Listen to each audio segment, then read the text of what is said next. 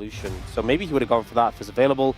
Toying with the idea of the Anivia and going for a very control-based composition here into Han Jimbrion. Gonna make it a bit tricky for Lucian with that short range. And it looks like they're gonna go Jace in response, but Yorick is still available. Yeah, I'm not sure about the Jace pickup here. So Jace Aurora come through, and I presume it's just gonna be a Yorick for Doran. Yeah, it feels like a bit of a no-brainer. They are taking their time thinking about it. Let's see exactly what Doran does want to do here. And yeah, the Yorick just feels pretty comfy.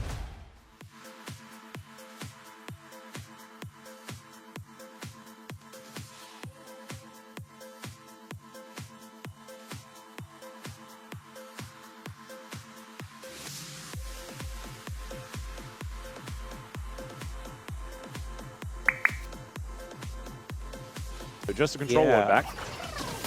Be interesting to track where he puts this down, where he makes use of it. Casting, looking for the solo onto Doran, gets him into the brush and takes him down. Okay, yep, this is a pretty good way to win the lane in this bottom lane. It's level 3.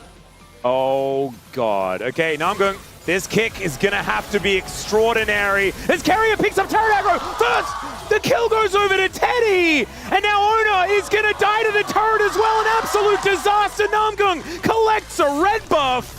And the bros win everywhere. The off it was low health bars before the dive came through, which they did not have there. Now, in the top lane, we see level 3 hit by casting.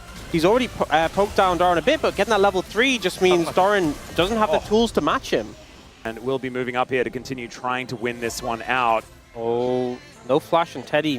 There's a long flank threatened here by Oner. He's in a lot of trouble as Teddy just walking past Carrier. Will he have the buttons available again in order to get this kill? The answer is probably not. Does have barrier, but Carrier not going to quite be able to kill him just here as Namgung is trying to keep Oner busy for the moment. Beat drop comes in. Teddy in such a precarious position and is able to dash into the Dragon Pit and is going to die. Does have barrier and Carrier is very close to dead. The Dragon and the flag from the sky will take down Carrier. Pays now trying to protect his jungler, but Gideon's moving over. Romer's down here as well, and he goes between worlds. And this world that he got to is looking like a pretty good one as he looks for the double, and there it is. Maybe just thinking if the dragon kills me, then the support gets the kill. But Carrier flashes over. Oh, and Romer dies. Dead. Yeah. Okay. Oh, dive in the bot lane. Yeah, we're going to look for it. Cataclysm comes down. Pays is very, very dead, but he does have the barrier to buy some time, and he kills Teddy! Oh, no! Just not enough damage here, and Gideon, he wants to throw a flag down, flashes out of the way, and he has the help from the Melio to survive. They try to salvage it, but a 1-for-1 is not what the bros wanted. But stuff went down, picked up a double kill, but that was not the expectation for me after he gets back to the lane. Is just dying to Faker here. Yeah, eating that stun was the big thing there. Great wall. Then follows him once he comes out of invisibility. Has recovered somewhat, but not in the gold department. As, all right, Gideon's down here again. Carrier is likely to die. Cataclysm comes in, decent encore, but the culling comes on through, and that's the double for Teddy. Oh, that Crescent Guard was real nice out of Oner. Does manage to shut down the Lucian right after he picks up those kills. Looks like it's still going to be Bro with a bit of a lead as the flag and drag will be able to get Gideon out of there, and the fire kick is enough to buy the space. That is now going to be claimed as Gideon moving down, looking for some immediate revenge onto Oner. As the Cataclysm comes in, Pays and Oner both put inside. The Crescent Guard really good for defending him, but Romer comes on down, misses the Q, finds a bit of extra damage, but has to flash away. And Faker with the Flash Glacial Storm is able to get a whole bunch of flashes out of the bros. Romer also likely to die very close, but no cigar, much like Graves anymore. And T1, they will have to back away. I feel like no one has any flashes anymore. It does feel that way. Teddy is staying, by the way, and Carrier has ultimate. Yeah, and he's also the only one with flash, as now Teddy is, not able to get out of that one. I'm not entirely sure what he thought was going to happen, but in the matchup, but so far casting holding on well. Yep. As I'm actually able to sidestep the volley for now as the culling comes through. Teddy gonna get focused here by Oner, but Oner's also gonna get focused by him, and down he will go. Faker from over the side, though, is just gonna execute his former AD carry, and Roma gets over the wall to punish immediately. The egg goes down, though. Faker's still alive for the moment, and finally gets taken down, and Gideon with a gigantic knockup. Pace taken out, carrier removed. The Bros can do no wrong in this game, as Broma just does so much damage in the fight, and Gideon celebrates with a dragon. As the Bros, they've started this one up. Gideon is somewhat low, but Teddy going typewriter mode. That relentless pursuit, very, very high value as he gets out of the way of the arrow. Only going to move on over, though, and now T1. Oh, they think they found him. This time he gets the 3-talon strike, and the flash has to be used from Gideon to get out of the way. Good moves by Namgoon to be there. Hold on. Now the Faker... Yeah, that turret is dead. He's still in the Cataclysm despite the flash, and now he's dead as well. Ending their gold lead now.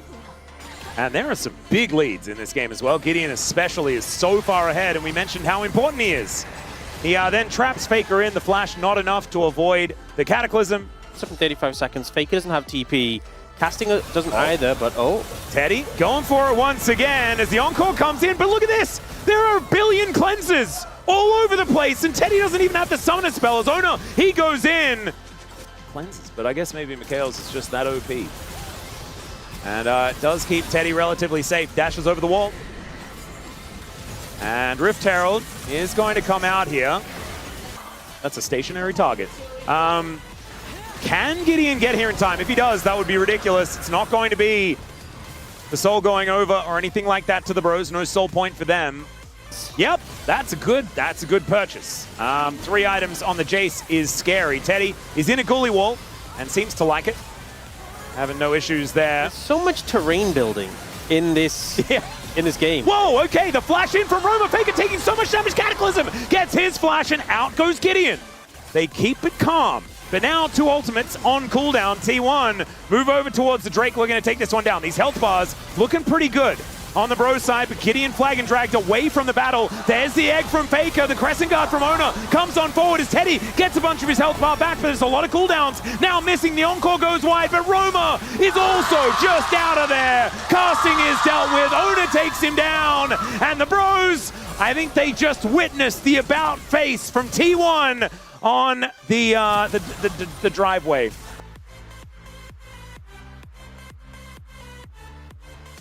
Is we just had IE. Oh, they did get the Drake though. That's something. But we just had IE completed, GA completed for Gideon.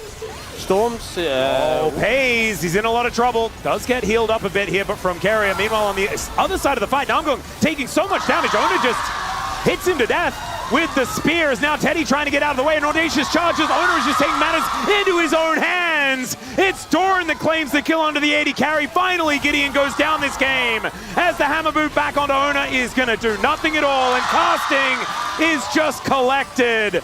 And the Bros just ran out of steam. It just felt weird to see Namgoon like flanking on the side in these situations. It feels like they're struggling to find an approach. Oner not struggling. Okay, Roma almost kills them, and then they're going to lose the game as T1 finish off the Nexus once again. An incredibly close game between these 2 teams.